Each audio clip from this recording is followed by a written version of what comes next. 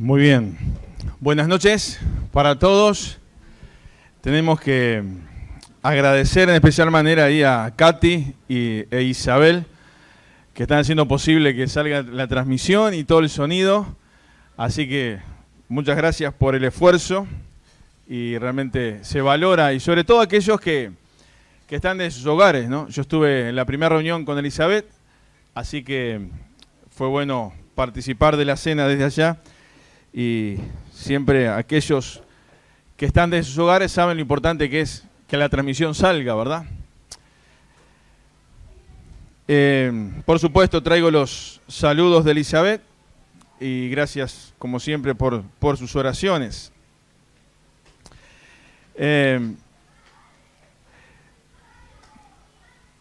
Estaba pensando en esta noche compartir con ustedes algo que tiene que ver con la vida cristiana, que tiene que ver con esto de ir a la iglesia, con esto de ser un hijo de Dios, con esto que... Y a veces escucho algunos comentarios, pero sanos, ¿no? Realmente del corazón, decir qué difícil se me hace vivir la vida cristiana.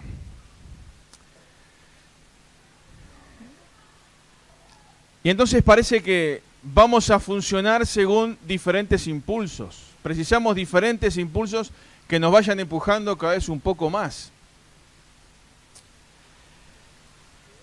Y estaba pensando algunas cosas. Por ejemplo, acceder a la vida cristiana es fácil. Después vamos a explicar a qué nos referimos con la vida cristiana, pero les pregunto, a ver, ¿acceder a la vida cristiana es fácil? ¿Qué piensan ustedes? Los que están acá. Y si alguno quiere contestarme por el mensaje de WhatsApp, saben mi teléfono, así que lo pueden hacer. Y tengo acá el de la iglesia también, así que... ¿Es fácil acceder a la vida cristiana? Es una pregunta media compleja, ¿no? ¿Eh? A vos te llevó 10 años. O sea, pensemos, ¿no? A otro le llevó ¿cuántos años? ¿Eh? No. Un día no. ¿Cómo un día? Bueno, eso sí, está, es verdad, escuchaste el mensaje un día y está bien. Pero no es el común de la gente. Hay personas que han escuchado el Evangelio por primera vez y sí han aceptado a Cristo como su salvador personal. Uno puede pensar, acceder a la vida cristiana es fácil porque está al alcance de uno. El problema es uno mismo, no es la vida cristiana en sí, sino es uno. Que uno dice, puedo acceder a, pero a veces me quedo con eso de que no quiero porque tengo que renunciar a algunas cosas y estoy muy cómodo con la vida que estoy llevando, aunque interiormente no siento la paz y la tranquilidad que quisiera sentir. Entonces, acceder a la vida cristiana no es fácil. Todo el mundo puede, porque Juan 3:16 que dice, porque de tal manera amó Dios al mundo que ha dado a su Hijo unigénito para que todo aquel que en él crea no se pierda, mas tenga vida eterna. O sea que la posibilidad está. Ahora, acceder a esa posibilidad no es tan fácil. Después que uno accede a esa posibilidad, después que uno recibe a Cristo como Salvador personal, que se reconoce un pecador, y eso es la vida cristiana.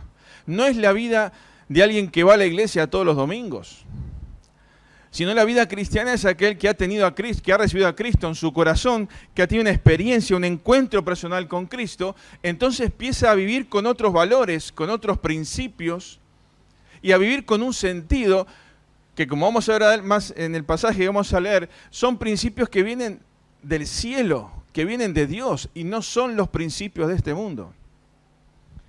Y claro, va en contra de eso. Entonces, bien, vengo a la iglesia, a veces porque estoy destrozado,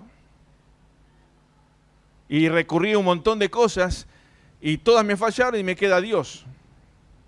O como dijeron por ahí, va a la iglesia por primera vez porque alguien lo invitó, o por lo que sea, o cuál fuera el camino o el tiempo, no importa. El tema es que reconocimos, yo tenía 13 años cuando reconocí que era un pecador y que tenía que pedir perdón a Jesús por mis pecados. Y muchos de los que estamos acá podemos decir, tal día, quizás, algunos hasta la hora quizás se acuerdan, quizás hasta el lugar pueden acordarse. Pero lo importante no es acordarse de todos los detalles, lo importante es estar seguro que uno pasó por ese momento. Entonces la vida cristiana es eso, estar seguro que deposité mi confianza en Cristo. Ahora, después que estoy en las manos de Dios, ¿vivir la vida cristiana es fácil? Y no es fácil. Y no es fácil porque yo voy a tratar de vivir de un sistema, de una forma que el sistema es totalmente contrario a lo que Dios me dice.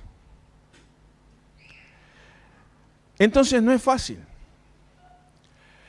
Y permanecer en la vida cristiana, ¿es fácil? No es fácil. O entonces dirán, Alejandro, ¿para qué vinimos acá? Entonces, sí, así que, ¿para qué vinimos a la iglesia? Así que nada es fácil. Y sí, porque nada es fácil. Lo que es fácil en la vida, generalmente, no voy a decir ningún adjetivo por las dudas, pero generalmente es complicado. Nada es fácil en la vida. Generalmente lo negativo. Y el andar con por algunos atajos, por algunas cosas, puedan llevar cierta facilidad, pero después las consecuencias pueden ser otras. Entonces, permanecer en la vida cristiana no es fácil. Cumplir con los propósitos que Dios tiene para nosotros en la vida cristiana, ¿es fácil? Y no es fácil tampoco. Ustedes dirán, pero Alejandro, ¿y entonces qué? Miren, mantenerse de pie en la vida cristiana frente a toda la presión que hay, ¿es fácil? No es fácil.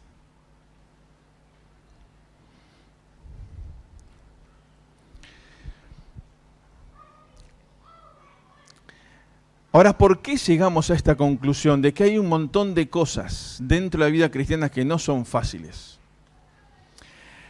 Y saben, algo que quiero dejarles, que me gustaría que lo tuvieran presente, es que se nos dificulta más vivir la vida cristiana cuando la vida cristiana es una elección entre varias cosas y no es la elección de vida. ¿Se entiende esto? Cuando nosotros tratamos de elegir, bueno, un poco de cristianismo está bien, pero también quiero esto, quiero otro. Entonces, elijo. Si no tengo nada para hacer, y capaz que voy a la iglesia, porque estoy aburrido en casa. No juega ni Peñarol ni Nacional, entonces voy a la iglesia. ¿Eso es tener la vida cristiana como algo principal? Y pongo el deporte, porque a mí me pega eso. Pero hay otros temas, ¿no? El tema es la vida cristiana, si queremos avanzar en ella, no puede ser una opción, debe ser la opción. Y yo a veces hablo con algunos en la parte de consejería y que arrancan la vida cristiana con mucha fuerza, con muchas ganas. Y pasa el tiempo y parece que empiezan a bajar, a desinflarse y parece que quieren seguir con esa fuerza y que tienen que convertirse de vuelta. Es un proceso la vida cristiana, que nosotros tenemos que ser conscientes que estamos luchando contra algo.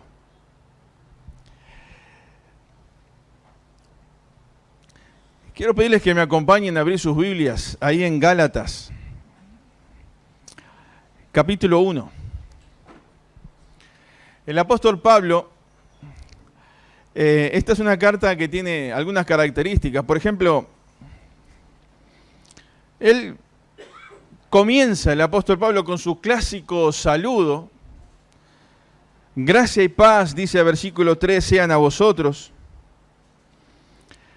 Pero no empieza, como otras cartas, halagando de alguna manera a los hermanos por algunas buenas características que ellos tenían, sino que acá va derecho al grano a llamarles la atención en que habían tomado una decisión por Cristo, habían ingresado en la vida cristiana, pero ya estaba pasando algunas cosas que lo estaban moviendo de su lugar. Y dice el capítulo 1, versículo 1, Pablo, apóstol, no de hombres ni por hombres, sino por Jesucristo y por Dios, el Padre que lo resucitó de los muertos. Aquí el apóstol Pablo se ve que está de alguna manera diciendo, bueno, les voy a tirar un poquito de la oreja, pero primero les quiero recordar quién soy. Y el apóstol Pablo era una autoridad espiritual. Un hombre que había ingresado en la vida cristiana y le había costado, capaz que cerramos la puerta, Juan, por favor, así no impacta tanto los rayos a los niños, los relámpagos. Ahí está, gracias. El apóstol Pablo supo lo que es realmente identificarse con la vida cristiana. Y tuvo que pasar cárceles, naufragios, tuvo que pasar desprecios, todo un montón de cosas. Tenía autoridad para decir lo que iba a decir. Ahora, interesante porque el llamado que destaca acá no es un nombramiento humano, es un nombramiento ¿de quién? De Dios. No es para el hombre o para la mujer, es para y por Dios mismo. Una identificación muy profunda con el Señor. Él encabeza su carta y dice, y todos los hermanos que están conmigo a las iglesias de Galacia. Él está escribiendo a los hermanos, a los Gálatas, a esa iglesia, y todos los que estaban con él, el apóstol Pablo no estaba solo, tenía un montón de hermanos que también compartían ese pensamiento. Los está poniendo estos hermanos como diciendo, no estoy escribiendo esto solo, sino que tengo un montón de hermanos espirituales que apoyan esto que estoy diciendo. Dice, versículo 3, gracia y paz sean a vosotros de Dios el Padre y de nuestro Señor Jesucristo, el cual se dio a sí mismo por nuestros pecados para librarnos del presente siglo malo, conforme a la voluntad de nuestro Dios y Padre, a quien sea la gloria por los siglos de los siglos. Amén. Y saben, acá en estos versículos, yo encuentro el secreto, por decirlo de alguna manera, para una vez que accedí a la vida cristiana, poder mantenerme de pie, poder permanecer en los caminos de Dios, poder ser fiel en todo momento, en los momentos buenos y en los momentos de dificultades.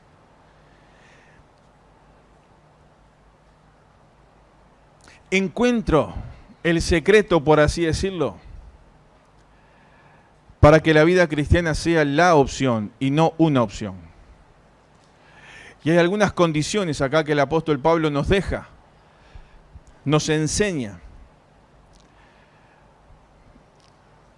El versículo 4, haciendo referencia al Señor Jesucristo y a Dios mismo, dice, el cual se dio a sí mismo.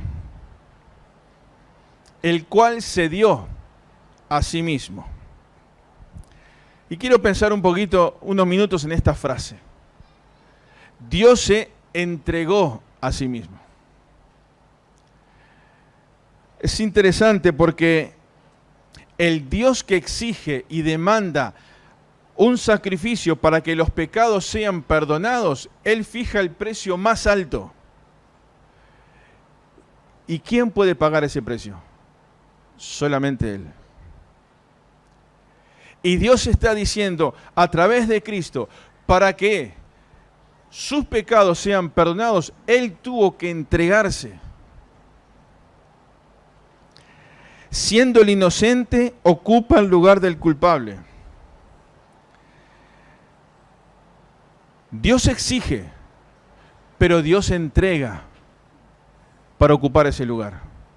Qué diferente a nosotros a veces, ¿no? A veces nosotros somos muy de exigir, pero no de entregar. ¿Se entiende? De exigir, pero no de dar. De exigir que otros hagan, pero quizás yo no estoy tan dispuesto a hacer. Pero Dios lo que hizo, Jesucristo, es exigir, pero primero Él se entregó a sí mismo.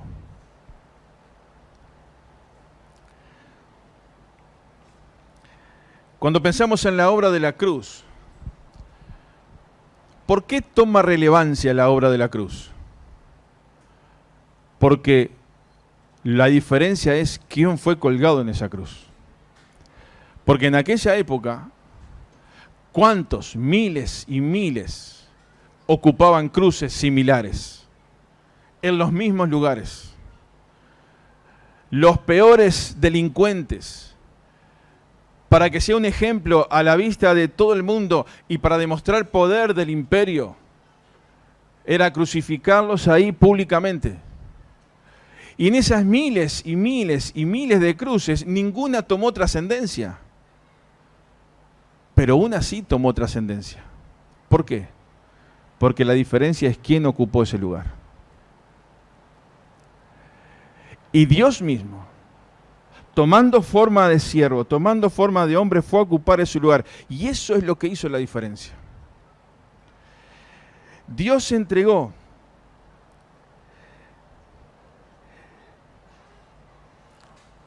Y cuando hay una entrega como la que acabamos de ver y que hace la diferencia, entonces eso trae una consecuencia. ¿Y la consecuencia cuál es? Que la obra espiritual puede realizarse en la vida de cada persona y cambiar su destino eterno. Antes iba al infierno, ahora va al cielo. Porque alguien se entregó para pagar ese precio. Este es el Dios de la Biblia. Hubo una entrega.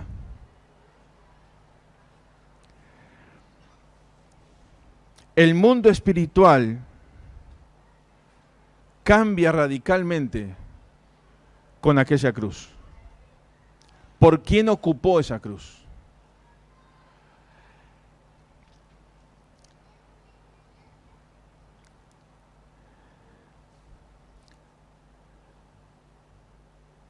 Aquí hay una palabra clave que es entrega.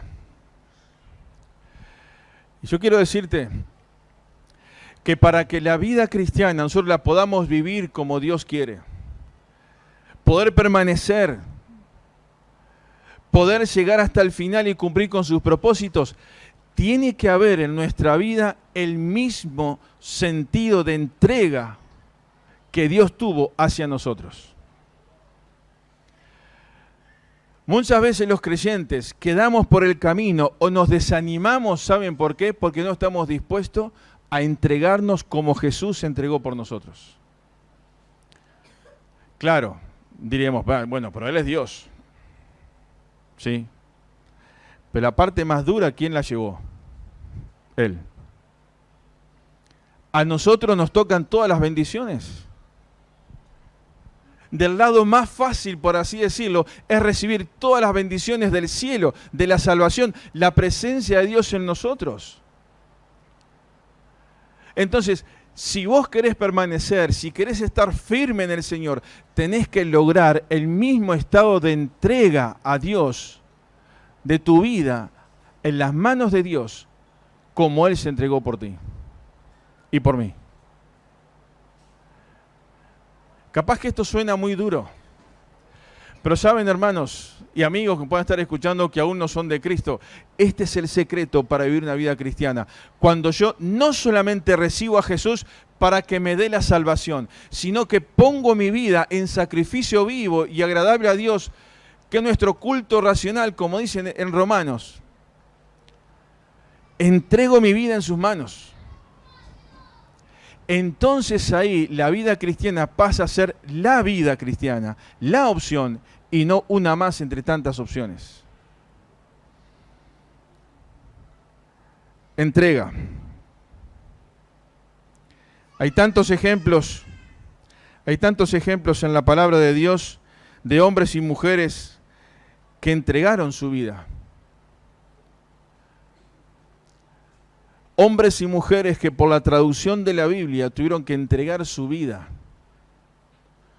Cristianos en la iglesia primitiva que por identificarse con Cristo pagaron con su vida. Cristianos en el mundo hoy en día que son puestos presos simplemente por ser hijos de Dios. ¿Cómo se puede sostener eso? Si realmente hay una entrega.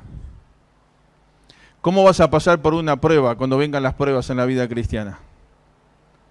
¿Con una vida cristiana light? No, si realmente hay una entrega. ¿Cómo poder luchar contra el desánimo cuando realmente hay una entrega? Y yo quiero que nos preguntemos juntos en esta noche, si yo he entregado mi vida al Señor de tal manera que puedo identificarme con la forma que Él entregó su vida en la cruz. Y les aseguro, hermanos, que cuanto más apuntemos a eso, más lejos vamos a estar de desanimarnos y de salir del camino del Señor.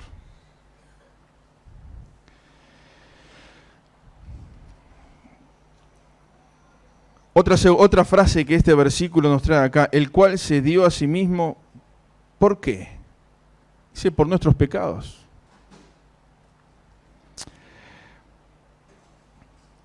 Primera Pedro capítulo 2, versículo 24.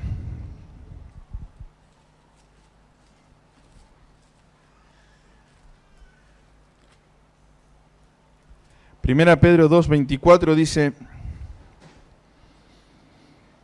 quien llevó él mismo nuestros pecados en su cuerpo sobre el madero, para que nosotros, estando muertos a los pecados, vivamos a la justicia, y por cuya herida fuisteis sanados. Este versículo es muy claro. Él llevó nuestros pecados. ¿Sobre el madero? No, sobre su cuerpo, en aquel madero. Por eso la cruz en sí no tiene ningún valor, sino lo que tiene valor es lo que pasó en esa cruz, el cuerpo que fue puesto en aquella cruz. Él cargó, para que nosotros, estando muertos a los pecados, vivamos a la justicia, vivamos a la manera de pensar de Dios, vivamos a los planes de Dios, vivamos como Dios quiere, muerto al pecado. El pecado ya no nos condena, y por cuya herida fuisteis sanados. El Cordero de Dios, Cristo, tuvo que ser herido para que tú y yo podamos tener la sanidad espiritual. Tenemos que identificarnos de tal manera con esto para que nos ayude a caminar siempre animados en el Señor. Yo no les voy a preguntar cuántos de los que están aquí alguna vez se desanimaron espiritualmente. Porque capaz que todos levantamos la mano, ¿no? Hermanos, saben que el desánimo es muy peligroso. El desánimo quizás es un bichito que no nos damos cuenta y empieza a trabajar. Y hay determinadas señales que empezamos a demostrar cuando empezamos a entrar en ciertas facetas de desánimo. Cuando uno está desanimado espiritualmente, ¿qué es lo primero que hace? A ver si me ayudan ustedes. ¿No? No viene a la iglesia. Bien. Pero antes de llegar a la iglesia, antes de llegar a eso de no venir a la iglesia, ya hubieron otros síntomas que por ahí ya empezaron a aparecer. ¿Cuáles pueden ser? A ver. No ora. no busca ayuda. Y de la palabra de Dios no lee. Empieza a buscar algunas excusas con los, que dijiste recién, los ministerios. Hoy no voy porque me duele la uña del 6º dedo del pie. Son señales. Ahora, quiero decirles algo, hermano, que capaz que medio atrevido. Podemos desanimarnos, sin duda. Pero cuando nos identificamos con este grado de entrega que Dios se entregó por nosotros, no tenemos excusa para desanimarnos. ¿Se entiende esto? No tenemos el derecho de desanimarnos. Uy, esta palabra suena muy fea. Yo sé que suena fea. Pero cuando pensamos en lo que significa la obra de Dios y lo que Él hizo por nosotros, no tenemos derecho a desanimarnos. ¿Por qué? Porque Él pone a nuestro alcance todo lo necesario para poder levantar la mirada y decir, Señor, siempre estarás conmigo. Porque Dios no nos manda a pelear una batalla con un escarbadiente. Nos da todas las herramientas necesarias para mantenernos firmes y fuertes en Él. Por eso, hermanos, ¿cómo está tu tiempo de lectura? Tu tiempo de oración. Mi tiempo de lectura y mi tiempo de oración. ¿Cómo está mi preocupación por el prójimo? ¿Qué es lo que Dios dice que tengo que hacer?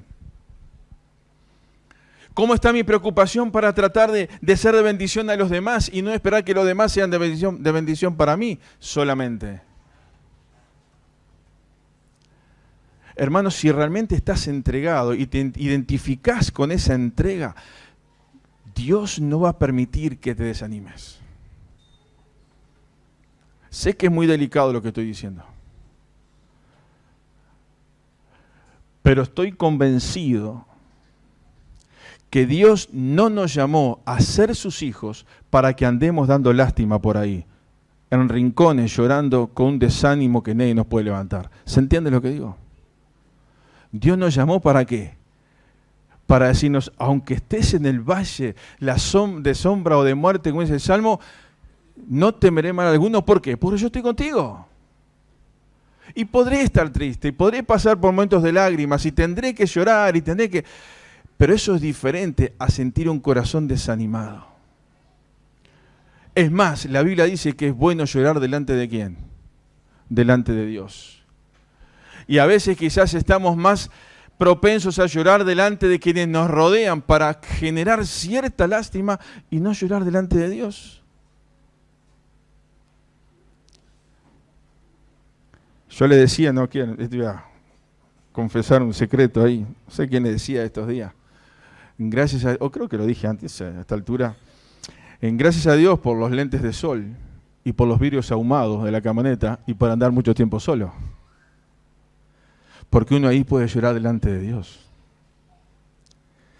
Y cuando uno se identifica con el Señor, están mis lágrimas, pero no me desanimo.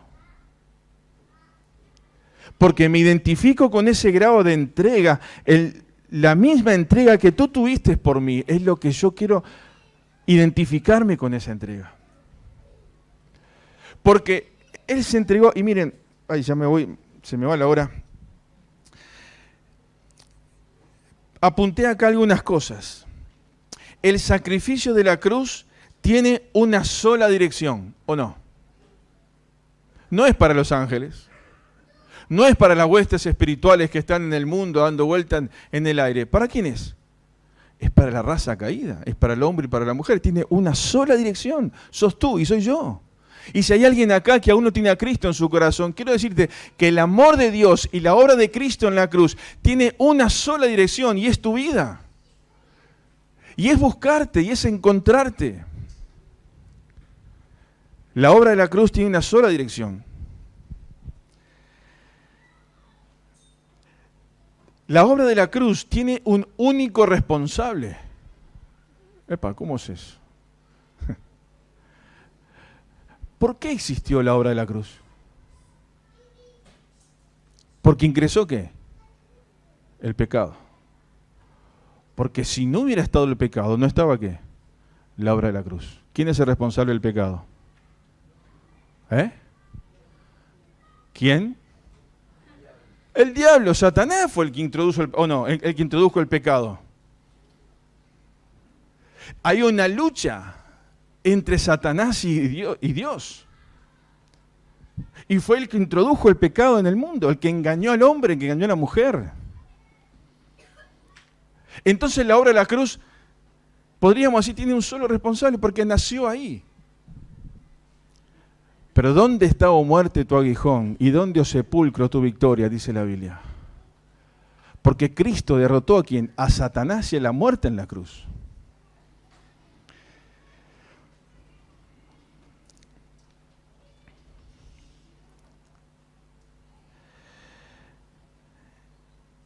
El hombre es el instrumento utilizado para Satanás para introducir ¿qué? El pecado. ¿Sigue siendo así hoy en día? ¿Pasaron cuántos años? Y sigue siendo así. Nos sigue utilizando a nosotros. ¿Para qué? Para que el pecado siga teniendo lugar en nuestra sociedad. Ahora,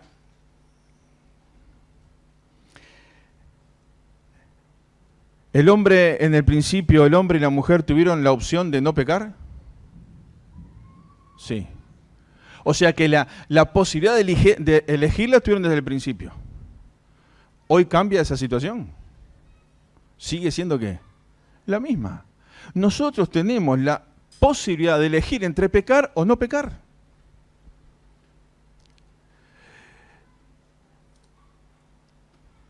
Seguimos eligiendo. Romanos capítulo 5, versículo 12.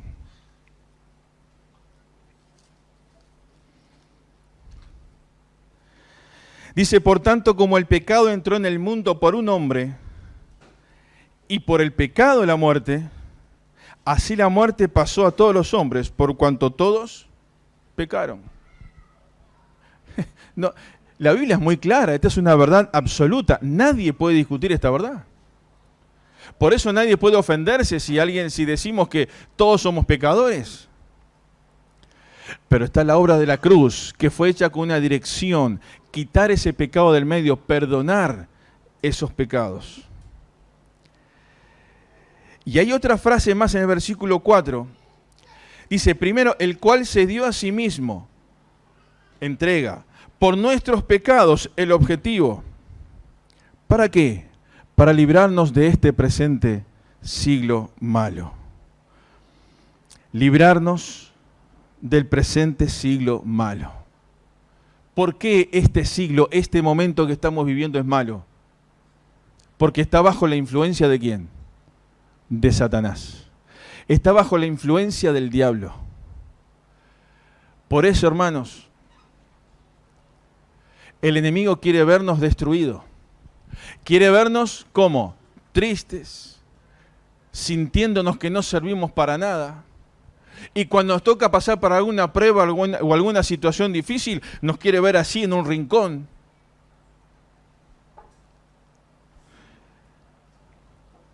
Y hay muchas herramientas, muchas artimañas para que este sistema pueda utilizar para vernos como en esa situación. Pero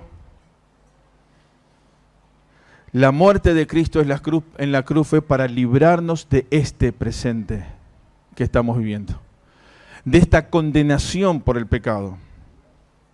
Ahora, hermanos, yo tengo que ser consciente de que estamos en un mundo que es malo y que es nocivo para nosotros, para los creyentes. No somos mejores que nadie, pero si tengo la salvación que viene del cielo, tengo que vivir con los principios de Dios y me voy a enfrentar a un sistema que va totalmente en contra de ese sistema. Y por eso ese sistema es malo. Dice la Biblia que a lo bueno llamarán ¿qué? Malo. Y hoy se quiere justificar todo. ¿Hay algo que no se le busque justificación hoy en día? Se quiere hasta la mentira más aberrante se quiere justificar. Ese es el sistema. Ahora, Dios nos quiere librar. Y cuando venimos a Cristo y le pedimos perdón por nuestros pecados y le entregamos nuestra vida, hermanos, lo que Dios ha hecho fue sacarnos de este presente siglo. Y nos dice, ahora vos tenés las herramientas para vivir con las armas de qué? Y luchar con las armas del siglo venidero, que es cuando estemos en la misma presencia de Dios. Pero con esos valores y principios y normas y leyes que son de Dios y que traen paz al corazón. Entonces la vida realmente puede tener un sentido que sin Dios no lo tiene. 2 Corintios capítulo 4, versículo 4.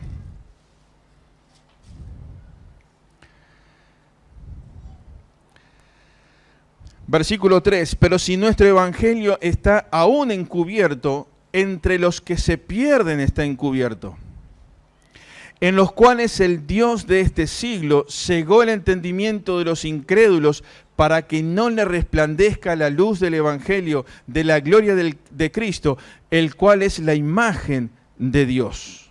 Porque no nos predicamos a nosotros mismos, sino a Jesucristo como Señor, y a nosotros como vuestros siervos por amor de Jesús. ¿Quién es el Dios de este siglo? Y Satanás. Y el evangelio está cegado ¿a quién? A aquellos que no lo quieren recibir. Pero Dios te ama. Dios nos ama. Y nos ha dado otra oportunidad y nos da cada día una oportunidad para acercarnos más a Él y decir, Señor, yo quiero identificarme más con tus palabras, con tu vida, con tu voluntad, para que el desánimo no me gane. Para que no viva a impulsos espirituales, sino que pueda vivir una vida realmente sólida, firme, sabiendo que aunque vengan momentos muy difíciles, nunca me voy a sentir solo. Y aunque tenga miles de preguntas en mi corazón, no me voy a desanimar, porque sé que el Señor está allí. Y esto es poner en práctica nada más y nada menos lo que dice la Biblia. El grado de entrega de Dios hacia nosotros es el grado de entrega que tenemos que tener nosotros hacia Dios.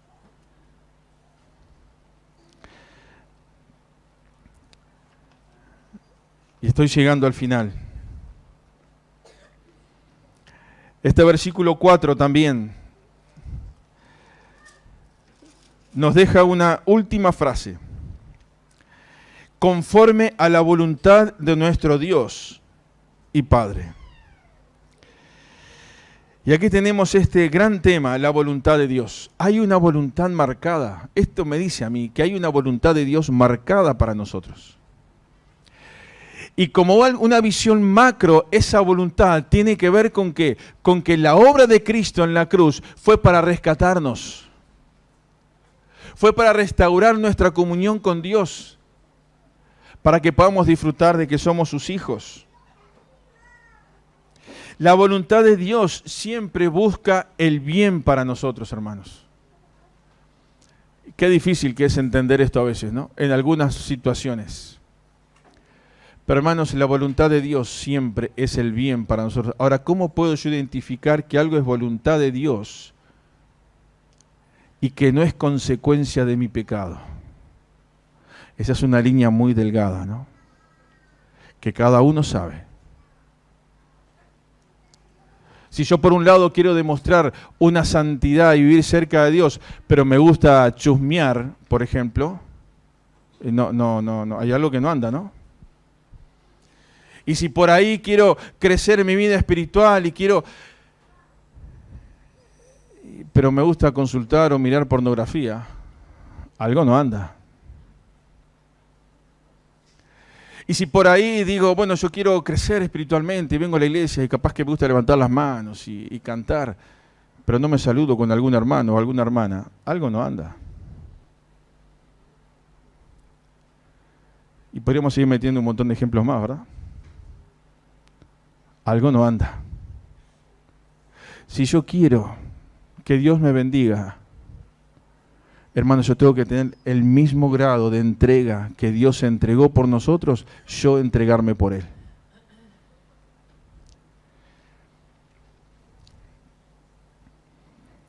Así como Dios se entregó también debemos entregarnos nosotros para poder permanecer.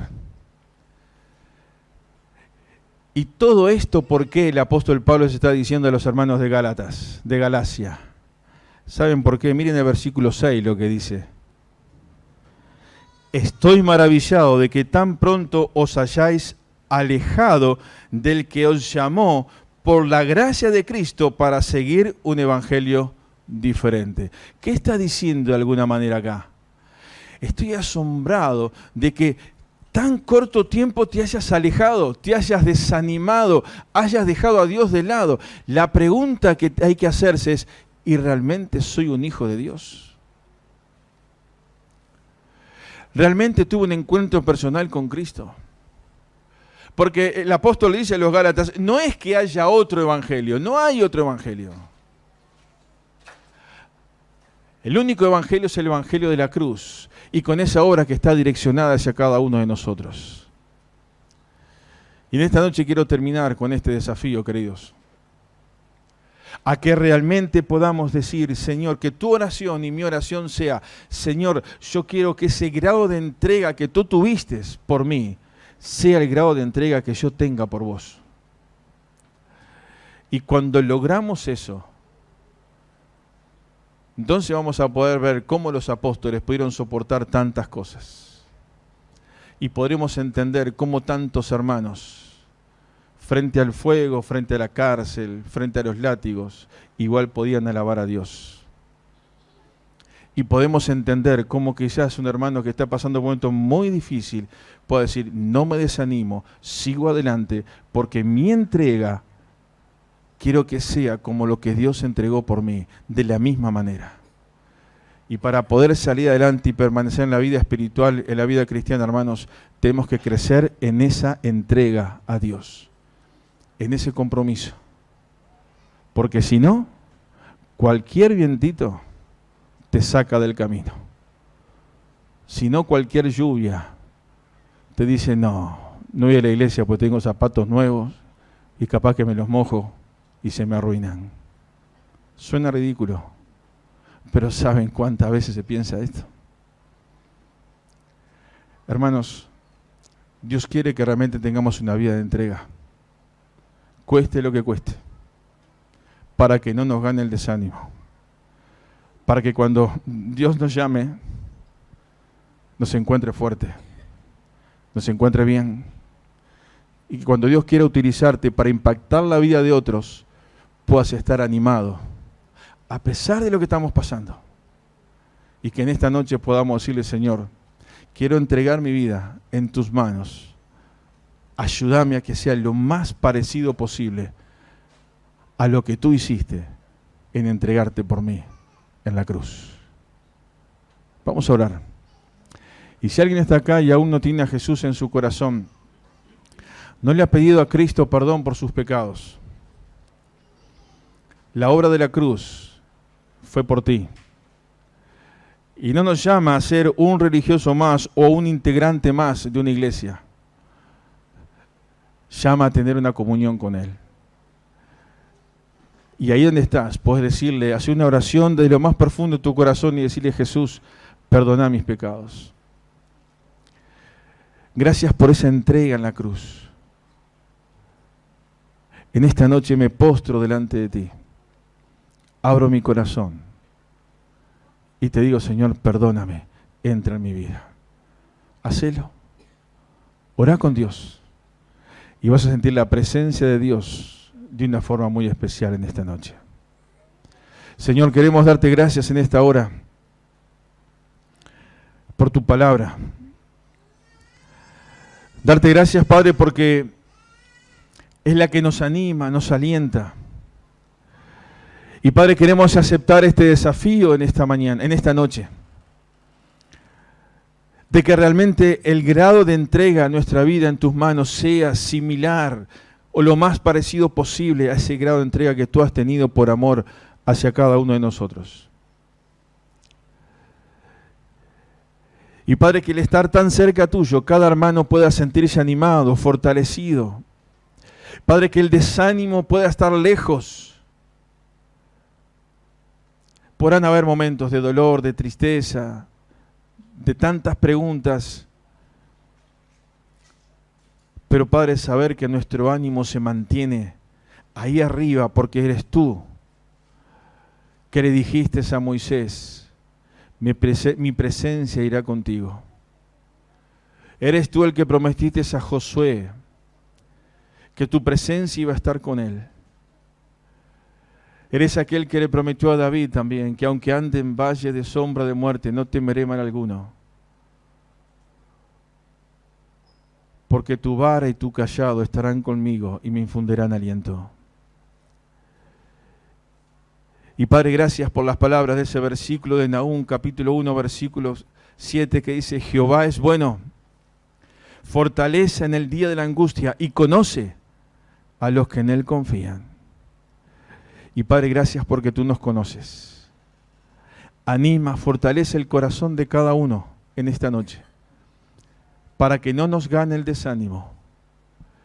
Y si alguien está desanimado, que pueda volver a recuperar esa comunión contigo y caminar hacia adelante, permanecer firmes en ti, sabiendo que tú nos llevarás hasta el final, hasta tu misma presencia. Señor, bendecimos tu nombre. Y si hay alguien aquí que aún no te conoce, que pueda abrir su corazón y decir, Jesús, perdona mis pecados. Te entrego mi vida. Te acepto como mi Señor y como mi Salvador. Gracias por amarme y por esa entrega tan grande de amor en aquella cruz. Porque resucitaste y estás en el cielo. Bendecimos tu nombre. Te adoramos por lo que tú eres. Y oramos en nombre de Cristo Jesús. Amén, Señor.